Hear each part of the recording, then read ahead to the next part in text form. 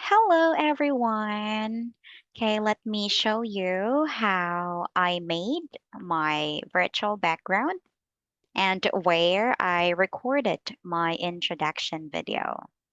So first, okay, let me share my screen with you. Okay, here you go.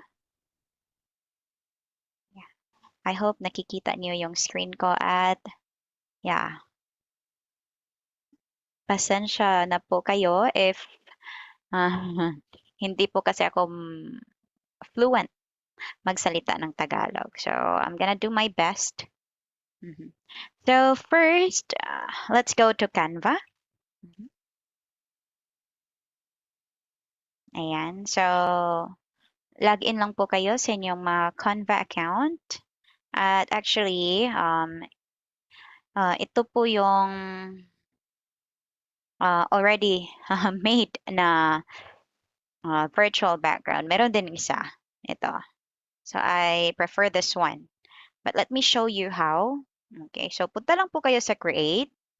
Ayan. Tas, pwede din kayong mag-search dito. Ah, virtual background. Mhm. Ayan. So, yeah. Uh, meron din Classroom Zoom virtual background. You can click this or this one. Yeah. So, I'm gonna click Classroom Zoom virtual background. Okay. For a while. Yes. So, ayan. Makikita nyo dito, may mga templates na. So, you can choose uh, as long as, yung mga may crown po, you need to upgrade your Canva if you want to use this template. So, may mga free templates naman. So, for this one, like this, ito. So, actually, ito yung ginamit ko. Yeah.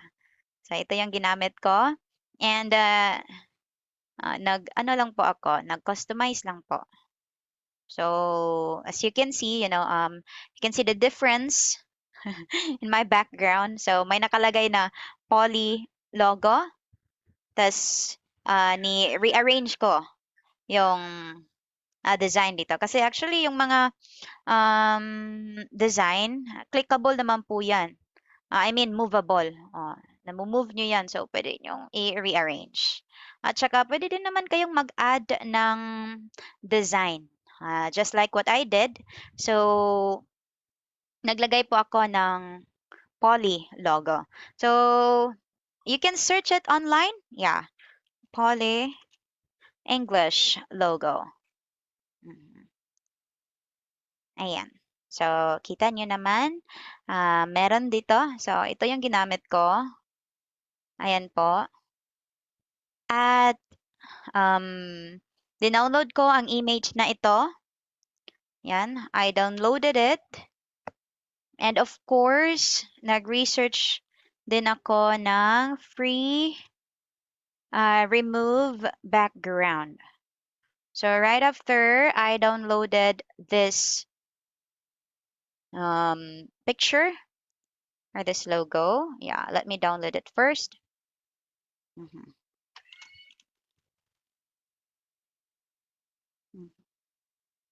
Okay, so downloaded na siya. And okay, let's try this one if it's free. Okay, so let me drag the file. Where is the file? Uy, asa naman ka, uy? Okay, ito. Let's try. Ayan. So, ganyan. Na-remove na yung background. And let's download this one.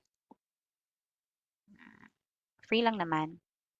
Okay, there you go. So, let's go back to Canva. Mhm. And, yeah, so we can directly, drag the file itself. Yeah, like that. Oh, ayun. So, ganun lang. Wala na yung white, ano sabay tawag ana eh? Basta mauna na ta. So, okay, you can, rearrange the objects. And pwede natin itong i-decrease. So, ganyan. At pwede din natin ilagay yung wall clock dito. Or maybe, change. Huh? So, ayan. Ewan ko anong nangyari dito. Okay, let me see. Position. Bottom, top, middle, center, left, or to front. Okay, there you go. So, okay. Ganun lang. So, easy. At ayan. So, meron na tayong virtual background with the Poly English logo. So, proceed na tayo. Okay. Yan. Gawin din natin to, no? Para di, cluttered. So, ayan. Yan na yung virtual background natin. And let's just download it. So, click share. Yes. Just share and then download. Ganun lang. Very easy, di ba?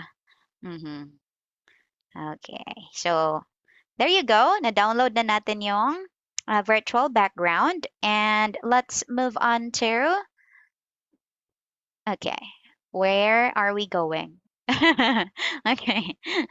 So,